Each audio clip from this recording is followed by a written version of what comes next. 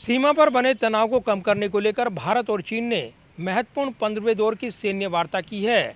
ये बैठक शुक्रवार सुबह शुरू हुई और देर शाम तक चली है। करीब 13 घंटे तक चली इस बैठक के बाद उत्साहजनक और सकारात्मक परिणाम की उम्मीद की जा रही है। भारत और चीन ने शुक्रवार को पूर्वी लद्दाख में करीब 22 महीने से जारी गतिरोध को हल करने के लिए 15वें दौर की उच्च स्तरीय सैन्य वार्ता की है। 11 मार्च शुक्रवार को दोनों देशों के मिलिट्री कमांडर्स ने पूर्वी लद्दाख के चुशुल में सैन्य वार्ता की है। भारत के सैन्य सूत्रों के मुताबिक सीमा विवाद को सुलझाने के लिए हाल में दोनों देशों के जो बयान सामने आए हैं वो सकारात्मक और उत्साहजनक हैं। जानकारी के मुताबिक 15वें दौर की कोर कमांडर स्तर की वार्ता पूर्वी लद्दाख में वास्तविक नियंत्रण रेखा LAC के भारतीय हिस्से में चुशुल मोल्दो बॉर्डर पॉइंट पर शुक्रवार सुबह 10 बजे शुरू हुई, जो करीब 13 घंटे तक चली।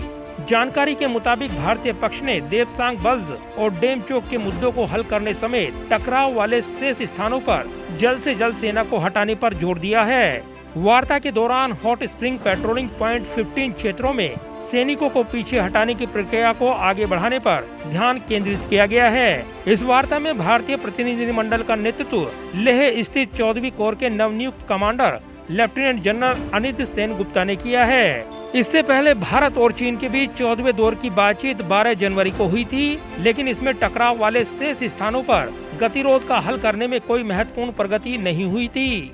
पिछले करीब 22 महीनों से भारत और चीन के बीच पूर्वी लद्दाख से सटी line of actual control LAC पर विवाद चल रहा है। दोनों देशों के बीच अभी भी डेपसोंग प्लेन और डेमचोक जैसे इलाके हैं जहां विवाद जारी है। भारत और चीन के बीच ये सैन्य वार्ता ऐसे वक्त हुई है जब यूक्रेन युद्ध के चलते करीब पूरी दुनिया रूस के खिलाफ खड़ी हो गई है, तो भारत और चीन दोनों ही रूस के साथ खड़े हुए दिख रहे हैं।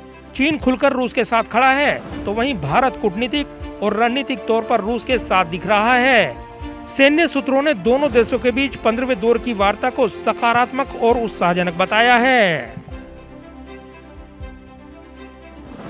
जाहिर है, सीमा विवाद को सुलझाने को लेकर भारत और चीन के बीच हुई ये सैन्य वार्ता इसलिए अहम हो गई है क्योंकि इस दौरान रूस और यूक्रेन का युद्ध जारी है।